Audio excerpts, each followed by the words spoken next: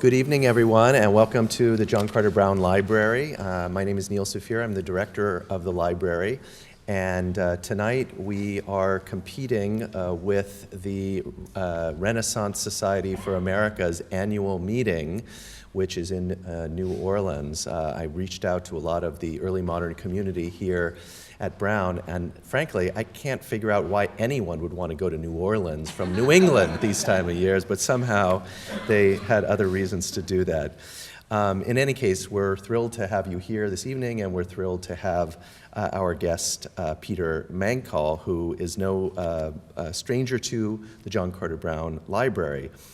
Any time would be a great occasion to have Peter speak at the library, since the themes that have coursed through his scholarship over a very extended and prolific career are especially germane to this library and its collection. The European exploration of the Americas, the English colonization of North America in particular, Indigenous history, environmental history, and the list goes on and on. In fact, it seems with every book that Peter produces, he moves into different areas of current historiography, which is one of the reasons why his career is especially fascinating to follow. Especially poignant for our interest in Peter's work is our own focus on the early environmental history of the Americas here at the JCB. For the last several years, the library has focused on that particular aspect of our collection. We've been purchasing materials that have something to say, especially about the relationship between human inhabitants and their natural environment.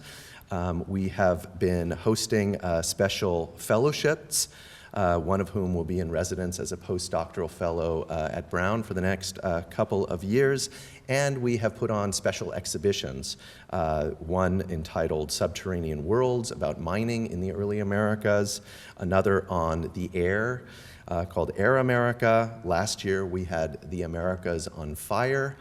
And this year, we've invited 3 guest curators to put on an exhibition entitled Bodies of Water, Bodies at Work.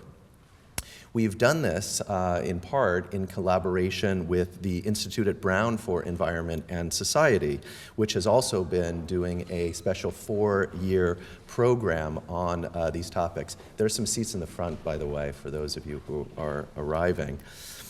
This particular program will be kicking off a 2-week focus on water called The Water's Edge.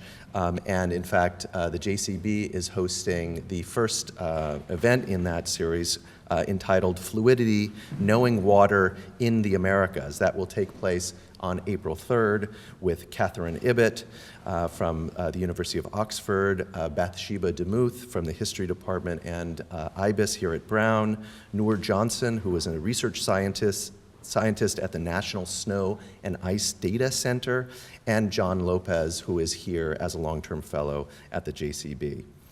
In any case, all of this work that we've been doing is directly related to the theme and topic of Peter's talk tonight and his recently produced book, Nature and Culture in the Early Modern Atlantic. He ranges extremely widely in this book, from a church in Frejus to the pages of the Vallard Atlas held at the Huntington Library, from the Drake manuscript at the Morgan Library to a Tupinamba headdress held by the National Museum of Copenhagen. In the book, he is constantly challenging the boundaries between the objects and the epistemologies of those who interpreted them in the early modern world. And one of the particular contemporary theorists or scholars that it would be interesting as a preview to probably what my own question will be at the end, is related to anthropologists such as Philippe Descola, who are looking at the boundary between nature and culture and trying to challenge that epistemological break, if you will, by looking at the ways that indigenous peoples today challenge these kinds of connections. So I look forward to talking about that afterwards. Peter Mancall is currently Andrew W. Mellon Professor of the Humanities, Professor of History and Anthropology, Linda and Harlan Martin's Director of the USC Huntington Early Modern Studies Institute, and Divisional Dean for the Humanities at the USC Dornsife College of Letters, Arts, and Sciences.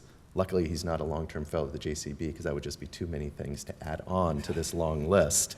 As I mentioned, his research focuses on the history of early America, the early modern Atlantic world, the history of medicine, environmental history, and Native American history.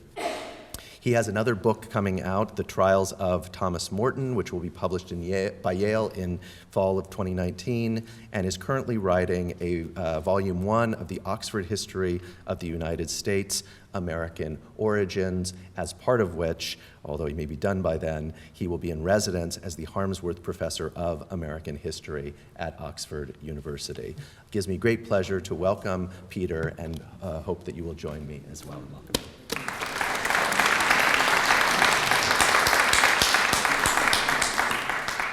That was very generous, thanks. Can we dim the lights a little so we can pick up some of the color on the images? Do I control that? No. Okay.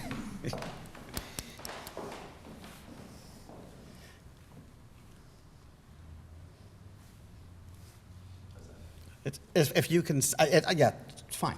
It's good. Okay, thanks. I'm delighted to be here. I love coming to the JCB. I'm looking at a front row of old friends of mine. In fact, Gordon was here when I talked about nature at the JCB maybe 10 or 15 years ago to go along with an exhibit. So it's great to see Gordon and Tim and Jack and Amy and Kevin and everyone. And this place is so amazing. Great fellows who are here, the world-class collections, and it just makes me think, oh, poor me. I have to live in Southern California and deal with the Huntington Library. It's okay, I will survive. You know, but it's just wonderful to be here. In 2012, I gave a series of lectures at Penn, and the book just came out about now 2 months ago. So when Neil invited me, it was like, yeah, I'd love to talk about this new book. I'm not really going to read. If I did the lectures in real time, we'd be here for like 3 or 4 hours. Don't worry. But I want to show you some of the images. That's really what my talk today is about. I want to set some images into context and talk briefly about what this book is about. At the base, what the book is, Neil's looked at it, here it is. It's about a series of images and texts. Some of them are very well known to early American historians. You will see them in here. Some of them are somewhat well known to specialists in 16th century Atlantic world. And some of the ones at the beginning, I have yet to run into anyone else who has seen. Now, this is a very sophisticated audience, and maybe someone will say, I've been to this place, and we can talk about it. This church called in Fréjus in the south of France. I use these sets of images to make certain points about nature. And the goal of my now book is twofold. It's to say, first, what did people know about nature? Seems fairly straightforward. But as we just this week or last week mourned the passing of Alfred Crosby, who came up with the idea of the Columbian exchange, part of the book sort of goes and challenges some of what Professor Crosby did in that book. So part of the book is about what did people know. And I go into this with a fairly broad idea about what nature is. And so nature is not just what you can see, but nature is also, in the way I think of it, the forces behind things. How did things come to be the way that they are? And the second part of the book, and it really is just a simple two-part model, the second part of the book is to say, how did people know what they know about nature? Right? So I get into various kinds of texts and literature. The book is really, on some level, I hope, going to spark conversations, certainly among early modern Atlanticists, but I really hope among environmental historians, in part by forcing environmental historians to look more closely at the 16th century, to make people think about how to use visual images as evidence, and to think about oral history, especially Native American stories, folklore, and how to integrate them. There are sort of issues about all of these kinds of sources, which I'm familiar with, and we'll sort of, I think, address this as I go along today. So that's basically it. It's a two-part thing. What do people know about nature, and how do they know it? Now, before I start, this is an age of, confessional wars that I talk about, so I'm going to start with 3 confessions. They're not earth-shattering confessions. First, most of what I know comes from European sources. That includes what I know about Native American views about nature, which come to us through these European sources. Second, for a book about the Atlantic world, there is very little about Africa in this book. I know that. I'm aware of it. I talk about why that is in the book a bit. But it's primarily about it's about the Americas on the one hand and Europe on the other hand. And third, and I think this is very important to sort of think about, it was part of one of Alison Bigelow's talk yesterday.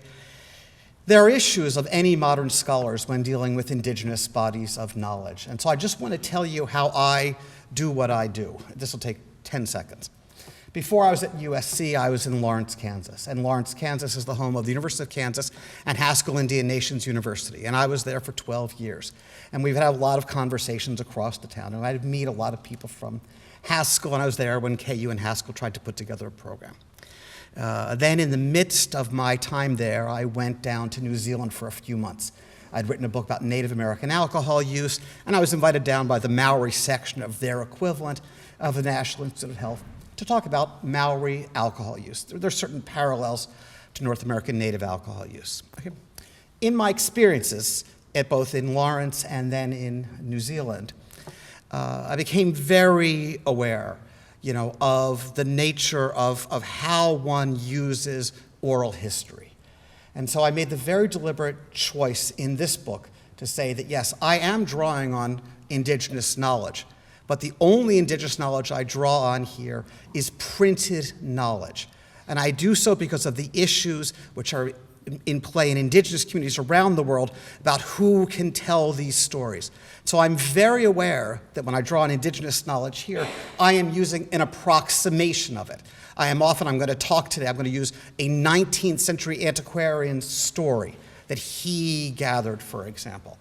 Okay? I'm very aware of these kinds of limitations, but I think this is important, and in this day and age, it seems especially important to make those sorts of confessions clear. Okay? That's kind of what the book is about, and now I want to take us look at some pictures. So if I remember how to use this. This is the kind of map that all of us who study the 16th century are familiar with, right? It comes from these great atlases from the 16th century, and we look at this and we think, okay, that's Iceland, and then, there are all these sea monsters there. And so for a long time, people have said, real, fake, imaginary, are they sort of artistic devices? Why are they there? And I thought, it's a good way to sort of think about how to start a project that talks about nature, and nature in a really broad sense. Because these monsters are going to keep coming up in what I talk about today. This other sort of worldly existence, an existence which we think sort of disappeared, but remains through this colonial period. Okay? So, that in mind, let's go on a tour. This is Val des Nymphes. It's a church, an 11th century church, which was falling down in the 13th century, and some buttresses were added to it. It's in the south of France, in the Rhone-Alpes. It was situated where it is, and this picture is quite deliberate, because of the water. There's actually a sacred stream that runs. Has anyone been to this place? Okay, this wasn't even the surprise place. But anyway, this place is cool to go to. There's a sacred stream that runs behind it, and the water from that forms this pool, which is hundreds of years old, and the church is there.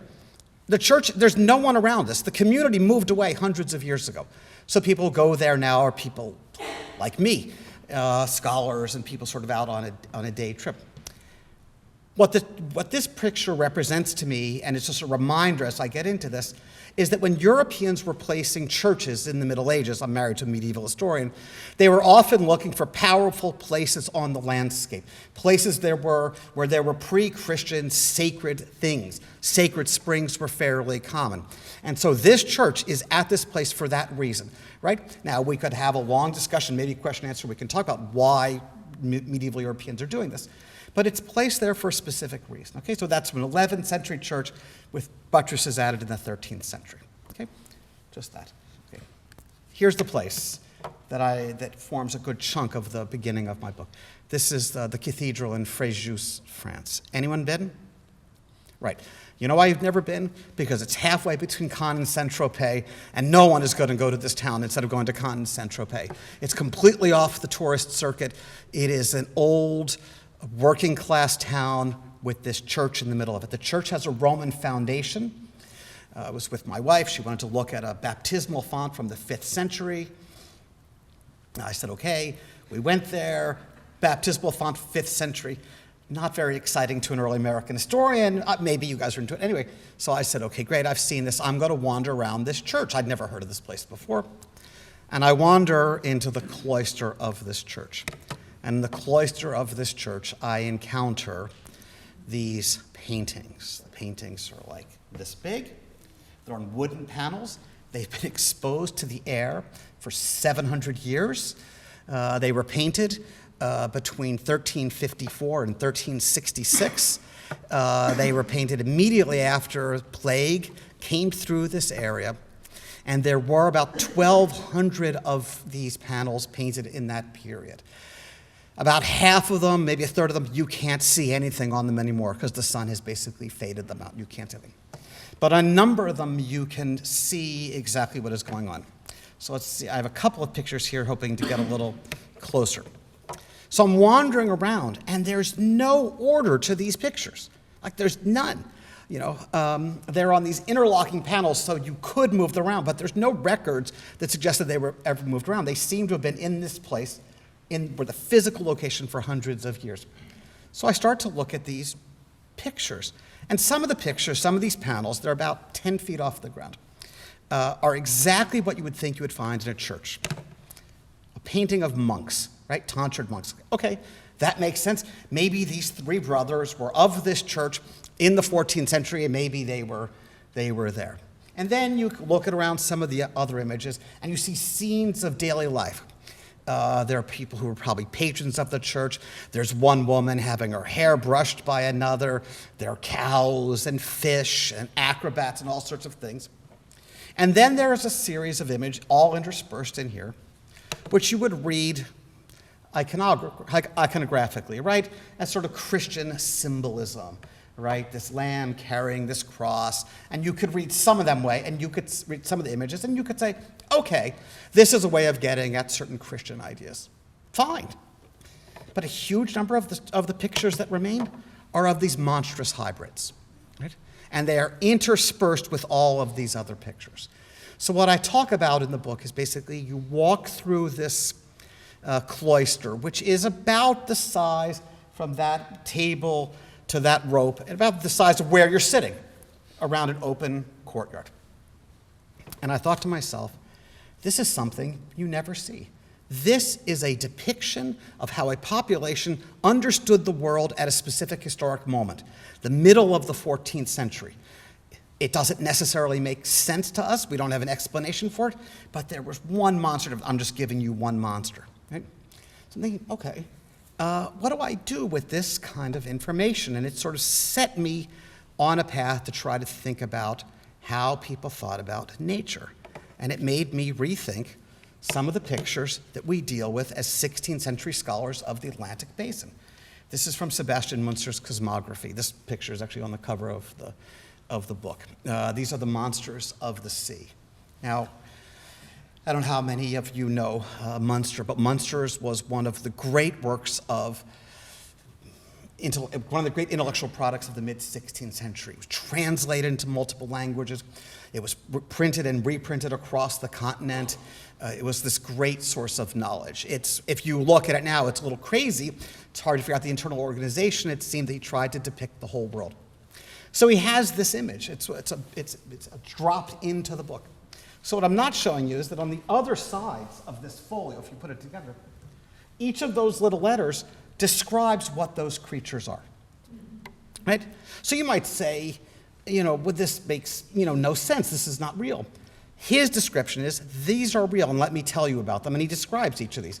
So sometimes you can look at these, you can say, well, that's a depiction of a whale or whatever. But in some of these images, like that, what is that, right? So if I were rethinking some of the images for this, I could show you, you may know what this looks like. If you know what an oarfish is, do you know an oarfish? Right. So an oarfish every now and then come up onto the shore, right? And you always see the same picture. There are like 30 people lined up on the beach, and they're all holding it. It's this gigantically long, snake-like fish that comes up periodically, okay? Could an oarfish come up and wrap itself around a boat and take it down? Likely no. But if you were on that boat in the 16th century and you saw something like that and you worried about the dangers of the sea, you might reasonably think that that's exactly what it could do. And so as that information moves, all these mariners are going out into the sea and they're coming back and they're sharing these stories, that information starts to get embedded into visual images. And so we have to look at these visual images not just to dismiss them as sort of artistic figments, artistic things on the edge of a map, but as trying to depict nature, right? So that's where I try to go, okay? So now an image, this audience will know this image. Yes, you recognize this? This is the first image from late 1493, 1494, that was accompanied in one of the printings of the Columbus letter that announces the European discovery of the New World, okay? It's a great image. It's worth teaching about. This is Columbus and other Europeans coming in, and they're confronting the Taínos. And the image is very important, right? You can read all sorts of things in here, but basically, without going to, because I want to get other things, basically, sophisticated Europeans with this very elaborate ship who are inquisitive, leaning forward, coming onto the shore, and these naked, primitive Taínos who are recoiling, who are timid, right? That's how this artist depicts that image. If you know Columbus's text, the text of that letter, right, which is reprinted across the continent in the 6 or 7 years after Columbus comes back, that letter, Columbus in two places in that letter says, I expected to see monsters, but there were none, right? Why does he say that? He says that because he comes from a world in which Europeans believed in the monstrous races at the edge of the world. This is from the Nuremberg Chronicle from 1493, right around the time of Columbus. See? Okay, so Columbus's point is, well, I went into this place that you guys don't know about, and there were people there. Right? But some of these old ideas, they don't die very easily. And so in the mid-1490s, another illustrated version of Columbus's letter comes out, and the text is verse, it's in Italian, it's lovely, and here's the image that's associated. Columbus does not talk about these creatures, but the artist, Dottie, believed that they were still out there. All the sort of most famous monsters of the monstrous races. So there are two images, but here you have a cyclops. You have this. This is the cyclops. This is a guy.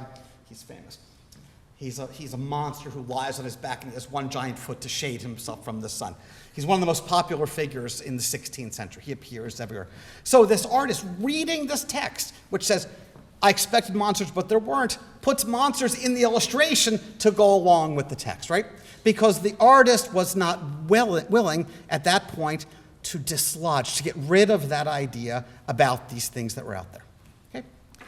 For me, this was an opening to think about how do people think and describe the natural world, the physical environment, the people that inhabit it, and what are the forces that are out there, the ideas that people have that they're unwilling to get rid of. Historians of science have written at length about this great transition that took place from about 1500 to 1700. In 1500, there are monsters in all sorts of scientific texts. By 1700, they seem to be disappearing. But the crucial thing is in 1500, they're described in the text as basically God has done this, right? These are punishments. I mean, there's long categories of analysis. By 1700, people have begun to explain this as sort of accidents or quirks of nature. But in 1600, in the midpoint of this, and what my book is mostly about, we're in this transitional period where new information is coming in, especially information from the encounter with the Western Hemisphere, and people are wrestling with how does this change our sensibilities, right? What does this mean for us? Okay, so part of that then, what I've just told you, is something that a historian of science of 16th century Europe could say this are in the sources. What I tried to do in the book is then say, okay, now let's see what Native Americans think about this. My body of information is very different, but for example, how do people explain the world as they see it? In 1871, an antiquarian named Deacon Phineas Field, name may be familiar to people here, I forget where in New England he was working, recorded a story of native peoples in western Massachusetts. He doesn't identify which indigenous group he was talking to. And the story he records basically says that there were people out, there was this local community, and they tried to go fishing. But every time they tried to go fishing, this big beaver kept showing up and blocked them from getting the fish. And so they summoned a monster named Hobmuck. And Hobmuck came and had an epic battle with this terrible beaver. And finally, Hobmuck rips out an oak tree and smacks the beaver, and the beaver goes flying, and he sinks into a pond. And you know the story is true, so this guy wrote, because the Pocumtuck Range in western Massachusetts is the head and the body of that beaver. Right? The landscape is explained by this battle with these otherworldly forces. Now, I'll give you a more famous example. Many of you will probably recognize Devil's Tower in Wyoming. If you don't recognize it from that, I will guarantee you will recognize it from this, which is Close Encounters of the Third Kind, which is what's set there. All right? N. Scott Momaday, the great Kiowa poet, talks about this place. And he says there was a time when there was a boy and he had 7 sisters.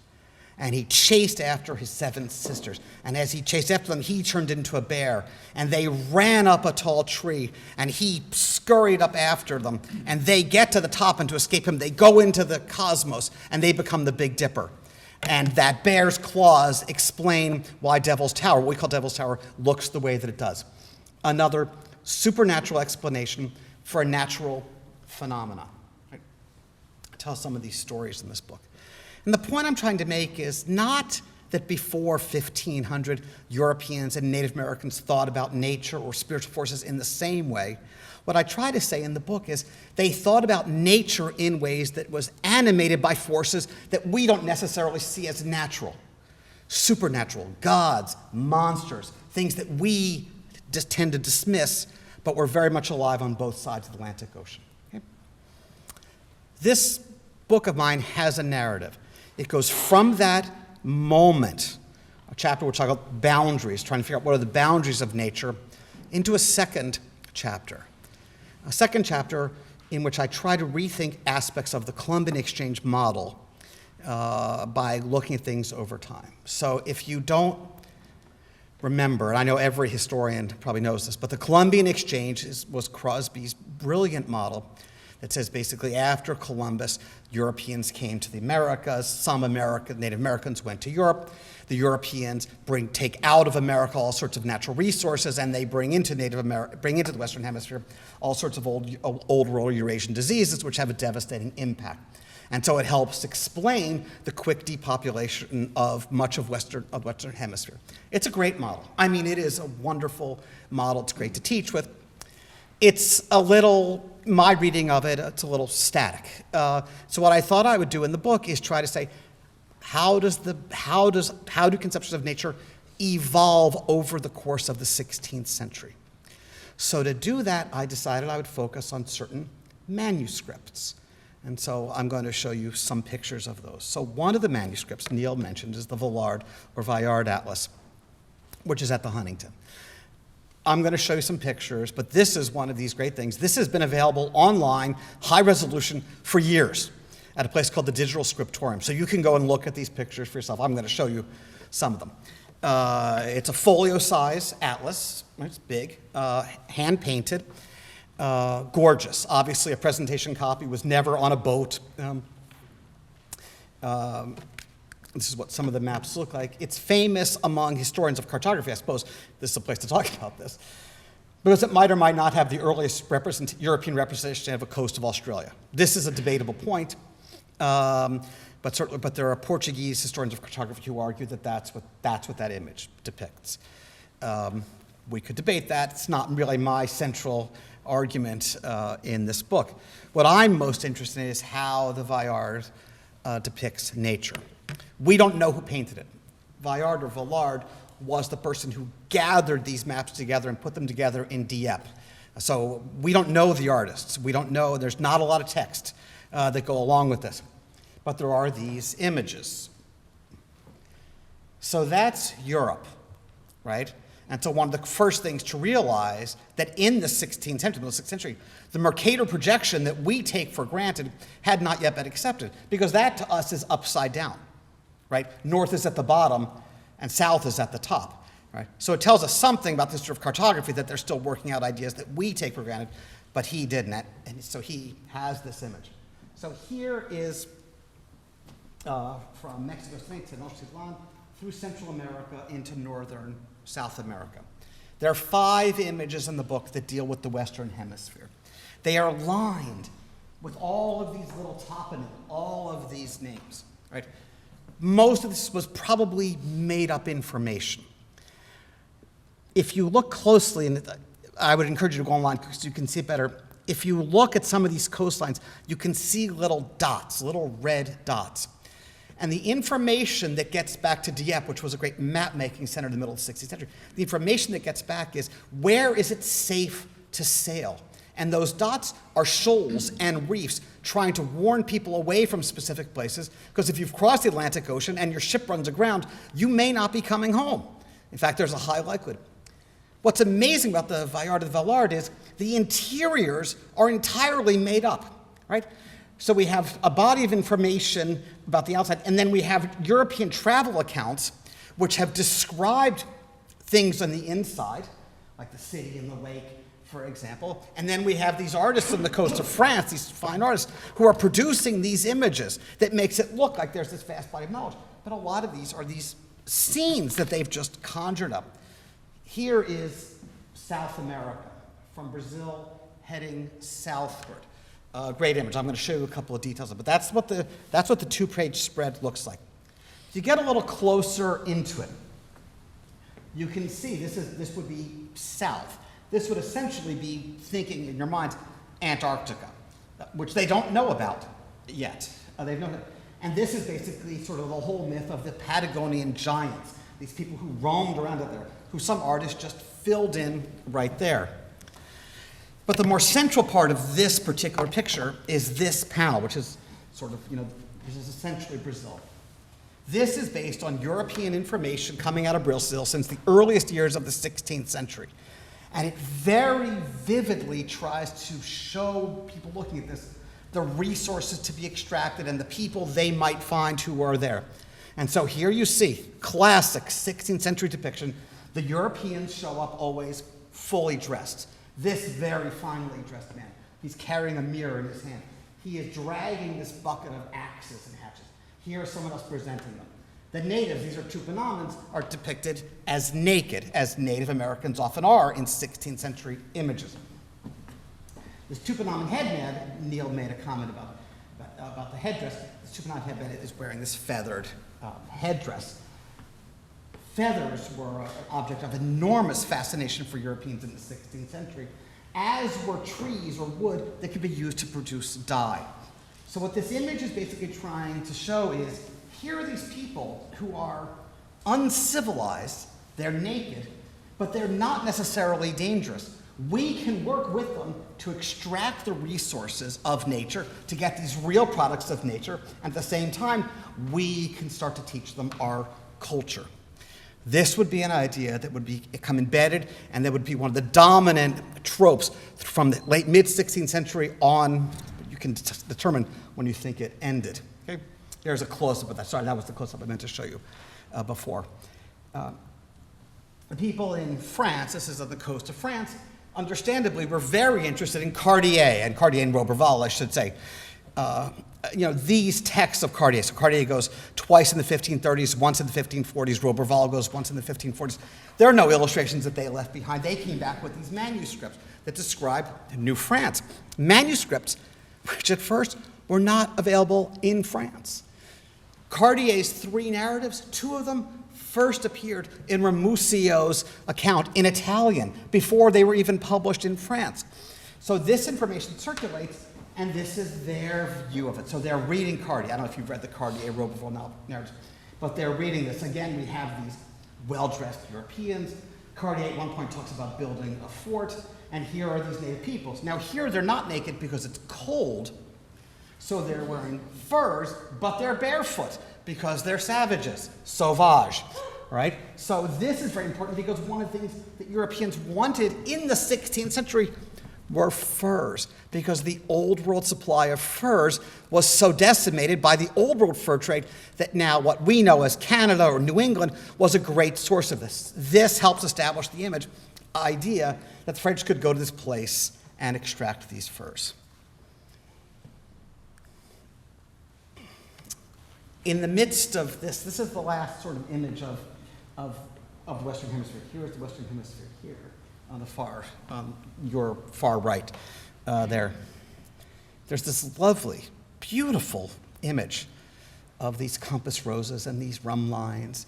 And then you begin to realize, you sort of realize this if you looked at a lot of old maps, they are trying to represent visually the ways one gets across the Atlantic Ocean by trying to figure out what are the markers at a certain point to catch the currents.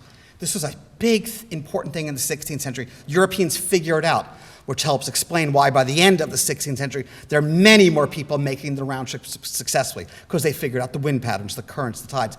This is an effort to try to depict that. Now, this atlas, the Vallard, was never on a boat. No one took over these parchments, did these beautiful paintings. This is produced on land by people who are gathering this information, and they're doing it for probably a royal patron, probably the king. We don't know for sure. But other information is circulating for what you might think of as the public. So Jean de Larrey, Huguenot missionary, goes to Brazil, middle of the century. When de Bry does his illustrations, 1592, this picture is in it.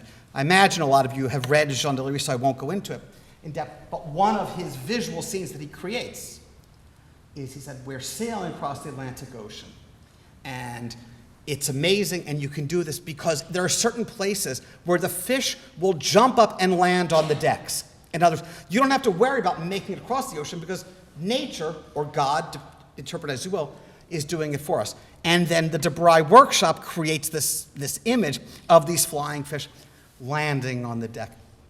Now, we could have a long debate about who is seeing these books and pictures, but part of what's going on here in the workshop, and I'm going to talk about the workshop in a few minutes, part of what's going on is to try to visualize these sources that are just in text. And this is happening at a point when we all know literacy is relatively lower, much lower then than it would become later on. Okay. Vallard is mid-16th century. The other manuscript in this chapter about how things evolve is at the Morgan, the so-called Draco, the Histoire Naturelle des Indes. This is a lovely book. But this is a very small book, and if you've seen it at the Morgan, you know it's like this big. Right? It's been reprinted in a facsimile that came out now 30 years ago, I suppose. It's a manuscript, not printed at the time, of uncertain origin. There are various clues. We're not entirely sure whose voyages they were, but it depicts nature, and most of the pictures have a depiction of, say, garlic or herb, and then a little text that goes along with it. Okay? Now, these are fantastic, delicate little watercolors. I mean, they're just beautiful. This is tobacco. Right? Now, this is not a coincidence. By the time this is manuscripts created end of the 16th century. Right? This is the wonder drug of the 16th century. Right? Tobacco was going to cure all human ailments. Our people have already been writing about this for 20 years by the time this manuscript starts to circulate. But among the many health-producing properties of tobacco was one that Europeans hadn't written about before, and that is when someone, say, if your friend shoots you in the side with an arrow, probably more like your enemy shot you in the side with the arrow, you would lie on a hammock. They were fascinated with hammocks. You would lie on a hammock, and someone would burn tobacco leaves, and the smoke from the tobacco leaves would heal your wound. That's pretty useful, right? I mean, that's a very good thing to have. Now, it's coming at a time when Europeans, I say, already have a sense about the utility of tobacco. But Europeans are also afraid of tobacco. So they have texts. There's a great physician in Seville named Nicholas Menardis who writes about the wonders of the New World. They have texts which say, this is how great tobacco is. And then they have images which basically say, whoa, this stuff is used in these rituals that we, Europeans, have observed. And you can see the Europeans at the top right observing this Tupinamban ritual, right? And so part of the question that Europeans had was tobacco safe? And of course, famously, the King of England in the beginning of the 17th century thought tobacco was a very bad idea, even though the English colonists would eventually become somewhat addicted to it. So the Drake manuscript then expands our knowledge, their knowledge about tobacco. But where it's really useful is it shows how indigenous people in the Caribbean on the coast of South America understood the physical world they inhabited. And it does so through a series of images which were sure to draw the attention of Europeans. This is how they mine for gold in one picture. This is how they capture conies or rabbits in another, by burning, right? By this time, by the late 16th century, no European is setting fires in order to drive game into a particular place. That was fairly common in parts of North America, and the author or the artist of this also picked up on it. There's these fabulous descriptions of these guys out on a boat with these very thin fibers draped over their ears as they're fishing so they could feel the slightest tug and catch the fish there. They wrote about how they captured birds and kept them in trees for their feathers and to eat them. An image which is well known, it's in a lot of books now, talks about how these natives could go under the water, hold their breath for minutes at a time, and come up with whole batches of pearls. Right? It's a series of images which show, a very specific point, show the nature here is amazing, and these people, these unidentified people, they have figured out how to extract it. Planting a seed, which will become more evident as I get to it, that if Native Americans can do it, imagine what Europeans could do in the same kind of a place. Now, there were dangers in the Caribbean and in the Pacific. There were dangers of places with these wild creatures who they didn't quite know what to do with, these crocodiles and whatever. But there was also the potential for change. And one of the quirkier images in this is this depiction of this vache brave, this new cow, and the caption basically tells us this was the product of like a European cow and a native deer or something, right? I mean, it's basically suggesting in some fantasy world that the physical world was going to change once Europeans came and made it better. Okay? But it wasn't just that Europeans would come with animals, whatever. Europeans would also bring ideas. And one of the ideas Europeans would bring was Christianity. And Christianity would allow native peoples to break out of the thrall of these demonic forces that terrified them, depicted in this image of this demon out in the woods, and the European grabbing the hand of the native and walking out and basically saying, I will guide you forward. You have nothing to worry about. This is not real. Right? Let us sort of lead you. This whole model of cultural evolution. Okay? That's essentially what the second chapter of the book is. In the third chapter, only 3 chapters, and a little bit at the end. The third chapter, I go to talk about a text that every American historian knows. And it is Thomas Harriot's brief and true report of the newfound land of Virginia. Right? This is the cover of the 1590 edition of the book. This is actually the third printing of the book. It had been printed twice without illustrations, once as a small pamphlet in 1588, once again in Hakluyt's Principal Navigations in 1589.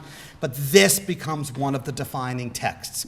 And I would say it is a law of publishing that every American history textbook must have pictures from this book, either the engraving or the John White watercolors on which it's based. Okay? So what we know, and we know a lot about this, is an artist named John White does this, goes over to the Outer Banks of Carolina, Roanoke, 1585, does a series of images. They're going to be on the left in this series that I show you. Has people posed in ways that are actually familiar in European portraiture, has them posed. These pictures come back, they make it to London. From London, they make it onto the workshop of de Bry in Frankfurt on Main, and then the workshop engravers create these scenes, which are very familiar to us. Now, a lot of historians who aren't thinking of the images as evidence typically will say, these are the engraved versions of the paintings. But when you put them side by side, there's a vast amount of information here which is not in the painting, right? The painting has someone standing essentially against a blank background. They've invented this whole background. They have imagined the other side of him. And it goes on and on with these images one after another. And the engraved version of the text isn't the exact same thing as the earlier printed versions, because the text goes, Neil, I should have had you pull one of your copies of the Brief Into Report, sorry. If you can imagine the Brief Into Report, a number of you have probably seen it, yes? All right, well, okay, I'll tell you. The Brief Into Report starts with a lot of text. It has that cover image, then a series of text. And then you get to the end of the text that Harriet wrote, and you get to the first sets of images. And the first sets of images have these captions. But the captions are not necessarily from Harriet. The captions are invented in the printing process. Right? So this is another layer of information, not from the original text, which is meant to explain what the viewer is seeing in the engraved version of the painting, and the engraved version adds all sorts of information that is not in the painting. Okay? So art historians looking at it, they can say, yes, he is the de Bry people are really trying to evoke these sort of classical ideas about beauty, and it's telling us something about bodies and how Europeans see Native American bodies. That's all true, absolutely. But there's a lot going on here, and I don't think that these engravings are just because of artistic things. There's an economy to this. This is an invented landscape behind it. John White didn't paint this, but by doing this in a single sheet, or in the 18 or so sheets, they could convey a huge amount of visual information, which is made up, which is inferred from the text itself. Right? And so it goes on, and it's fantastic. And so, take this one of this head lady and her daughter, right? It changes even what's in her hands, let alone that it adds all of this background information. Here is the tomb of the Werowonces. This was basically a place where the Carolina Algonquians, so Harriet wrote in the text, the Carolina Algonquins would take headmen. This was not a burial scene. This is where the headmen would be spread out. Fire would be tended underneath them for a year as their flesh melted away. And at the end of that year, their families would come and gather the bones and take the bones with them where they went. And once a year, they would polish these bones. When the de Bry workshop people invented, they create this structure. Now I'm going to come back to this picture, because this turns out to be a very sort of popular picture to Europeans who wanted to depict the Americas. On and on, you can sort of see these inventions. Now, one of the useful things about this text is it is Harriet trying to show native religious practice. So imagine it's 1590. This text is published in Latin, German, English, and French. This text is published so a vast number of Europeans can read it as well as understand it. And you can look at these pictures and you could say to yourself, these people do not practice religion like we do. But in the text itself, Harriet has written some religion they have already, and though it be far from the truth, they'll be the more easier reformed. That is, since they already have an idea of the spiritual world, what needs to happen is for more sophisticated people, the Europeans, to come and alter it. It'd be almost impossible to sort of teach people about the concept of God if they didn't have it. But if they have it, and they have rituals and practices and idols as they do, how much easier would it be to get them to live the way you want? Because Europeans who read this text have an idea in mind. And that sets up my last few images of this text. Okay. On the left is John White's depiction of fishing. Right? Looks like a pretty good place to go fishing, to be honest, right? On the left. And here comes the engraved version of it. There are way more fish here. The traps that you can see on the left have become much more elaborate here. This is sending an even more specific message about the enormous abundance of nature in this place and the ability of these people to harness it. Same thing happens with the picture of the town of Sakota, which is essentially a compilation of some of the images that appear in the text. It's a series of things here, and then you get to the engraved version, all of a sudden there's much more there. Okay? You read the text, and it's setting up an idea. And the idea is, here is this place where this indigenous population, these Carolina Algonquians, have gotten all these resources from nature. They know how to do this. And this is a place where we can make things better. But the coup de grace in the book, for those of you who know it, you'll know where I'm going here, is that then a series of engravings at the end of the book which have nothing to do with Virginia. And that is a depiction of the Picts, or the ancient Britons, with the text that sets up these images that said, the people of ancient Britain in times past have been as savage as those of America or those of Virginia, right? And the point is that this series of images you've now worked through, the great abundance of nature, these native people who sort of sorted it out, and then you get to this, is a way of saying, not only are we, Europeans, going to go to this place, but these people, these native peoples, are going to become us. It's a model of cultural evolution, that people are malleable and can change. Now, when I'm teaching my course on Native American history, I talk about this at great length, because it is not a model. We can have a long debate about the biases and the arrogance that goes into that. But it is not a model that says we want to come and eliminate these people. It's a model that says we want to come and make these people us. Right? It's embedded in the series of images when you read them into that sequence. Okay? So 1590, this series of images comes. Okay. They become really important and they set the stage. But curiously enough, other books start to emerge. And this is a cover page of Raleigh when he goes up the Orinoco, a text which many of you may remember.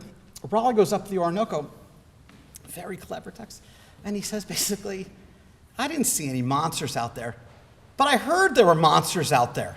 And he describes in this kind of secondhand way these monsters, these Amazons, these people with heads on their chest, these familiar monsters to 6th century Europeans. And then the printer of this copy puts those monsters on the cover. So those monsters who had been existing since before the time of Columbus now come back. They're still in the Americas somewhere. They're not in Virginia, but maybe they're somewhere in the Orinoco. The Debray images have this remarkable afterlife. They keep being used and used and used. John Smith, 1624. I have a laser pointer, but it doesn't work. These images at the top there are extracted directly from Harriet's text. So there's the page, the title page, and then, sorry, I'm going to reach over here. They've replaced the top with this, drawn from, 1624, drawn from Harriet. Right? Robert Beverly, almost 100 years later, more than 100 years after the original drawings, this is his depiction of Virginia. Now, what's amazing about this? When Robert Beverly does this picture of Virginia, there is a Virginia, and it does not include the Virginia of 1585, which is a separate place by the time he does this. But they reuse the same images. They re-engrave them for his history too. And the picture of that so-called Tomb of the Werewolves, that keeps appearing until it appears in Bernard and Picard's magnificent encyclopedia of the religions of the world in the 1730s. And various specific images keep appearing. So a tattooed man in 1610, an English author says, here is what these tattoos mean. And you get to the 19th century, and I know this is a really weak picture, but you get to the 19th century and there's this completely strange book In a sense, we look at books all the time, but this one is really weird. In the 19th century, someone decided to do basically new drawings of the Harriet things, and he was doing them because these are people of the Aboriginals of America. They redo the images. There's no new research here. They're convinced that these native peoples are disappearing. It's a popular literary trope in the 19th century, and then here's this text to illustrate it. They could have just reprinted, the things, but instead they sort of hand do it. So chapter 3 of this book, and I'm going to near my conclusion here, chapter 3 of this book is basically talking about how this ideas of the interaction between nature and culture has evolved over the course of the 16th century. I end the book with a short section on insects. It's a postscript. It wasn't one of the lectures I gave. And in this postscript, I basically compare two texts. I compare one from 16th century Mexico with Moffat's Theater of Insects, a curious text, and I talk about those. But the last picture I want to show you takes us back to the Drake manuscript, and it sort of points to how to think about nature. Okay? The creator of this goes to the islands, goes to South Africa, and they are tortured by mosquitoes, right? But they can't see them. There's no microscope to sort of grab this and look at this and do that. They don't know how to do that. And so they want to depict this kind of this ravishing storm of torment. And all they manage to do, and if you see this, it's a series of dots on a page. And yet it very much visually you get an immediate sense, oh my God, I don't want to be there to experience these things, right? That is, the visual makes a point that the text is incapable of making. 16th and 17th century Europeans were terrified of mosquitoes. Arctic explorers write at length about how hard that the mosquitoes and other biting insects are worse than the cold sometimes.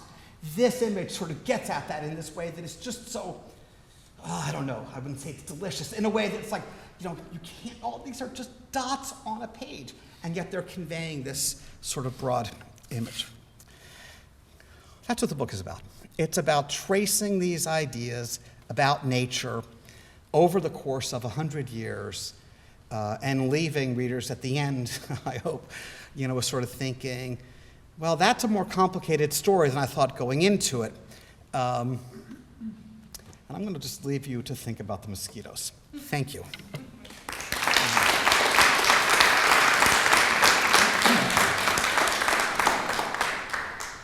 We haven't seen mosquitoes in a while in New England, so this is actually kind of a vision of hope. We have plenty of time for questions and comments for Peter, so please, I'll let you respond directly. Please.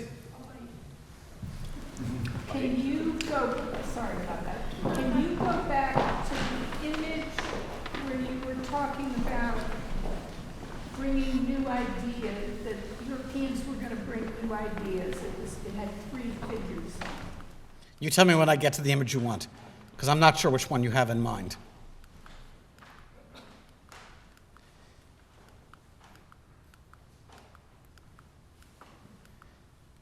That? Was that it? That, Okay. is that a black person on the right? That's a demon. That's a demon with horns. Now, there is a whole European discourse about the color, about blackness.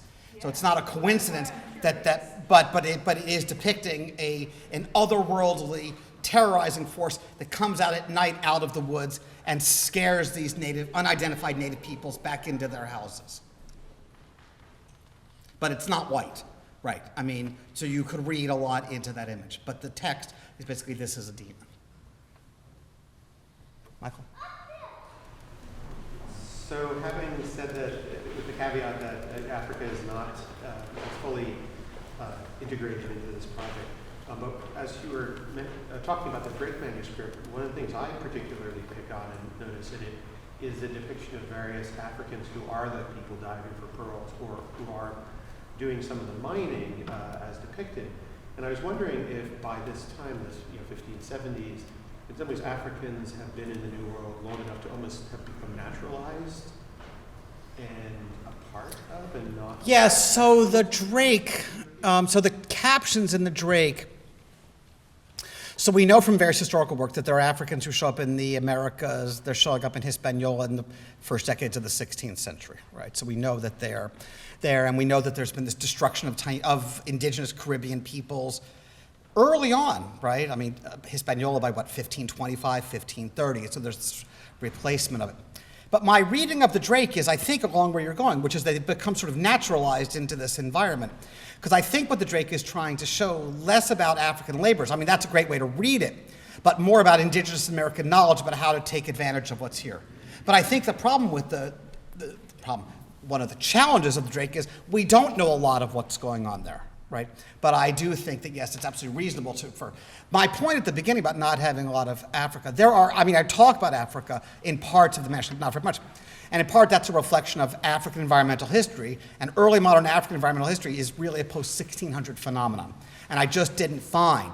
So, I've looked at black rice, I've looked at things, and so that's why I say up front, I admit, there should be more than there is. Mike, I think that would be a good way to have thought about that. Yeah, thank you. Please. What if you talk a bit more about your monsters? Yeah. And I mean, I noticed that one of the things you said was that they sort of disappeared for a while, and they come back. Well, And I just wondered if you could, is there a change? So I think they never actually disappear. Okay. And I think that what happens is that they're always lurking there, right? And this is where, Drake is useful for us, right? Here is this text, and this text was a very important text. I mean, it's got political ramifications to it.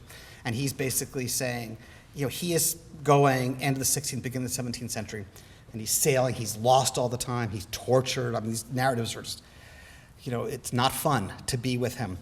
And he's afraid, one could infer, but he never says he sees these things. So part of what I think is going on is over the course of the 16th century, and you can see it in the title of the brief and true report, is there's a growing number of people who use true or a variant of it in the title of their works. And they're trying to establish their legitimacy by being eyewitnesses. That is, they're not saying, hey, I'm not Mandeville sitting in my study reading this stuff and pretending I traveled the world. They're saying, I went and saw these things and you can count on me. I'm not lying to you, these other people are lying to you. And I think that you see over the course of the 16th century in these texts this desire to come more closely to what they see, but they're still unwilling to dislodge this idea of what might be out there. And I think the Drake gives you that moment where you kind of see it. And then the printer slapping those images on the cover is also trying to make a point. He's also trying to sell books, right? And so that, those are not original monsters, right? These people with these blemmies with the heads on their chest, and the Amazons, these are ancient ideas. You see these things in Fréjus, among other places, right? So that they're recycling them, and it's always just out there. It's a world, in the chapter 1, I trace these ideas from Pliny and Isidore through this incredible range of sources, of European sources about the monsters that are always over there. It's incredibly rich work, and there's this phenomenal, that essay must be 7 years old, Whitcoer's essay about the monsters and marvels of the East, from the Courtauld Institute. It just is encyclopedic in how many people do it. There's no doubt that when Columbus goes sailing, this is established knowledge. It's not fantasy, it's knowledge. Over the course of the 16th century, as peoples, I believe on both sides of the Atlantic Ocean, become, I sort of hint this in the book, move towards what we would think of as modern sensibilities. We could debate what that means, but modern sensibilities, these ideas become more dangerous because people aren't witnessing with their eyes. And the publishers want what is the newest information. And there's also, we can step back, and in this talk, I admit this straight up front, I collapsed Europeans. But of course, in the 16th century, especially after the Reformation, these people are in competition with each other, right? And so they're all trying to tell the truth. They're all trying to get patrons and sponsors. They're all trying to go into a world that is out there. They have these stubborn beliefs. And sometimes you look at them and you think, no, these things don't exist. And then you look at, say, the depictions of the Northeast and Northwest passages. I don't talk about this in the book, of these northern routes. which they're always looking for. I wrote a book about Henry Hudson, who died looking for the Northwest Passage, as did plenty of other people. And people died looking for the Northeast Passage. And at some point you say, can't you get it? It doesn't exist. But of course, with climate change, they do exist. They were just 300 years too early to see it, right? Maybe the monsters are out there and we haven't seen them. I don't mean to pitch an X-Files episode, but it's, but I do think there is this, I think these things come together. This competition for eyes, for audiences, printers, trying to tell true things, and then artists in Europe depicting things that they don't see with their own eyes, based on verbal reports, like the Villard, which is based on people reading manuscripts, not in printed books, and trying to understand what it all means.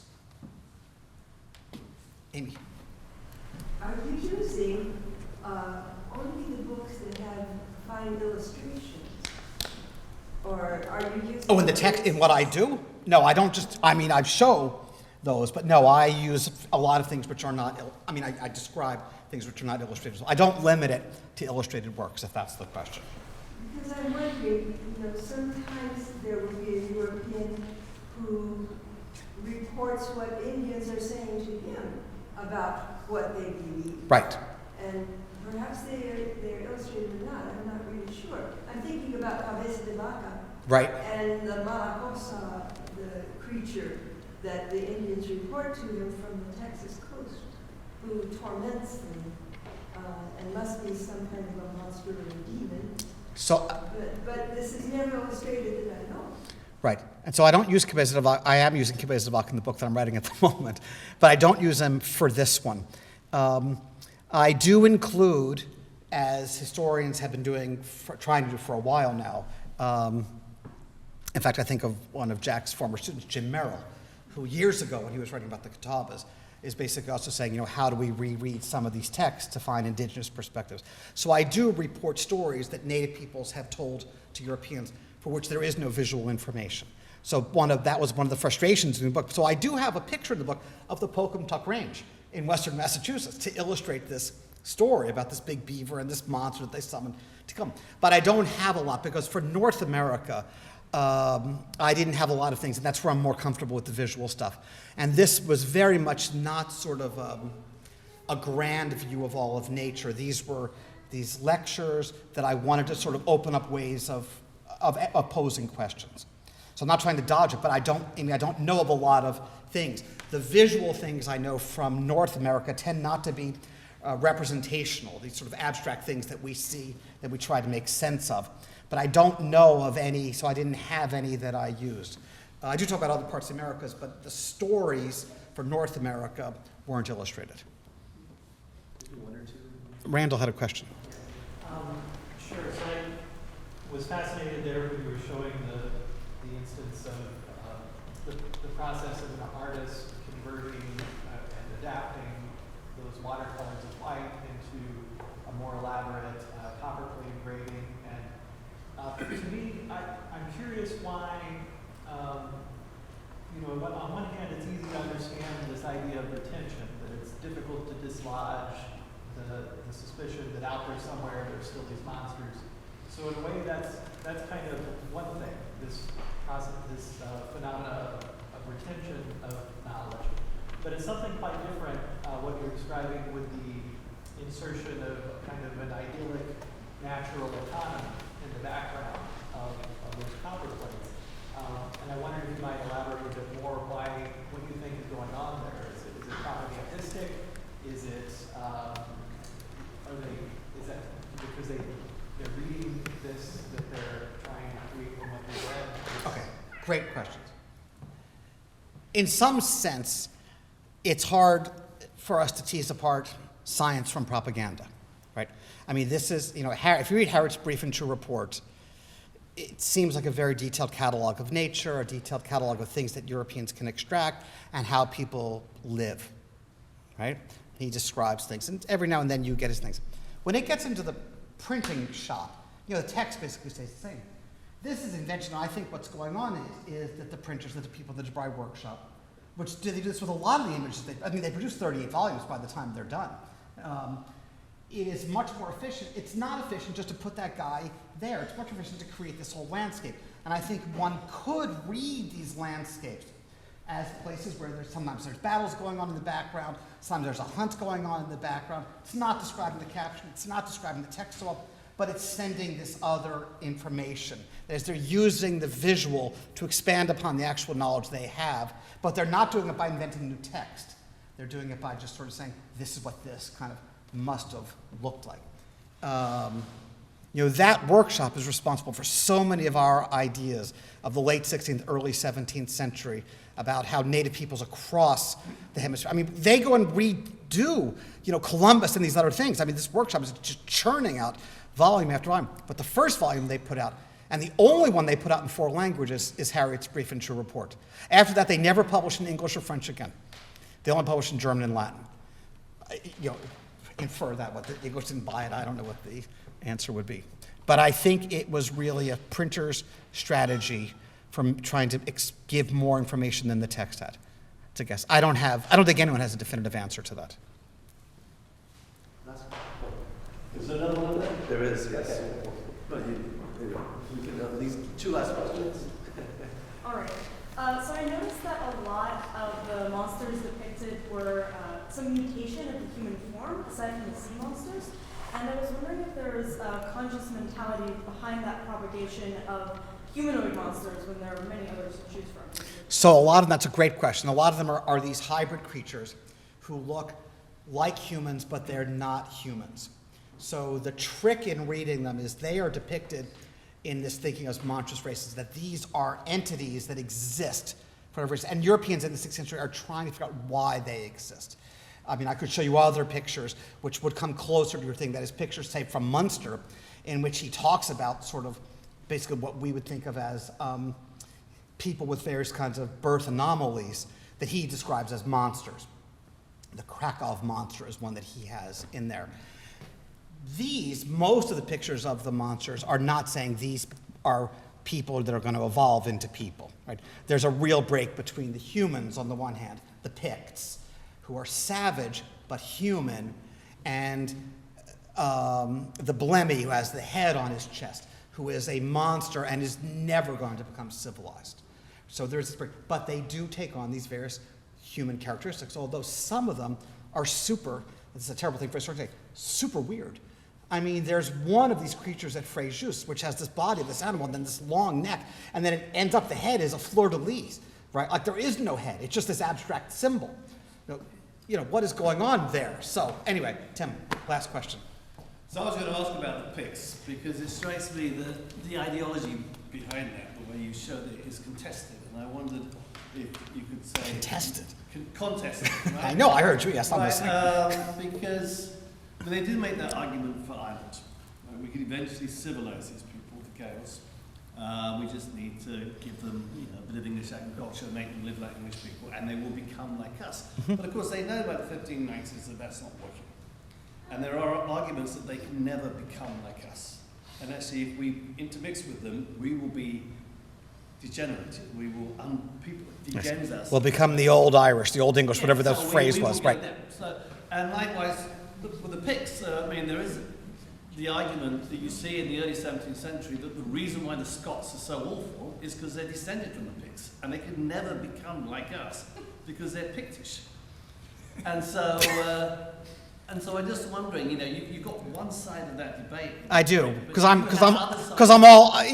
willing to stipulate that Is there are that other something sides, but that the Native Americans are seen as naked because this is, they can become like us, whereas the Irish have got so many other things. They've got Catholicism and they've got everything else, and this is a naked thing you can work with, and you can. So I would say that though there could be a debate about the Picts and the Scots, it's still in the 17th century, that the Brief and True Report is 100 years is really the end of a 100-year narrative of this idea of the malleability of Native Americans, right? Because one of the things, so that text comes out. That text comes out when the English are not necessarily all in on colonizing, all in on making an investment. And it is, this goes to Randall's point, there is a promotional aspect to this. And part of that is to say, this will work. So the Picts are used in this text as we were savage, we English were savage, now we're not. It's not part of that other debate about peoples of the North.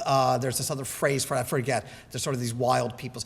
I'm not engaging in that because I'm looking more at the Americans. I mean, it's a great question. I could have perhaps engaged in it, but I didn't, because I see this as part of this American narrative that goes back from basically Columbus and the Tainos reaching forward to the Carolina Algonquians, as we can civilize these people. And it happens on multiple layers, and it helps change this idea of what the natural world is and how we live in it.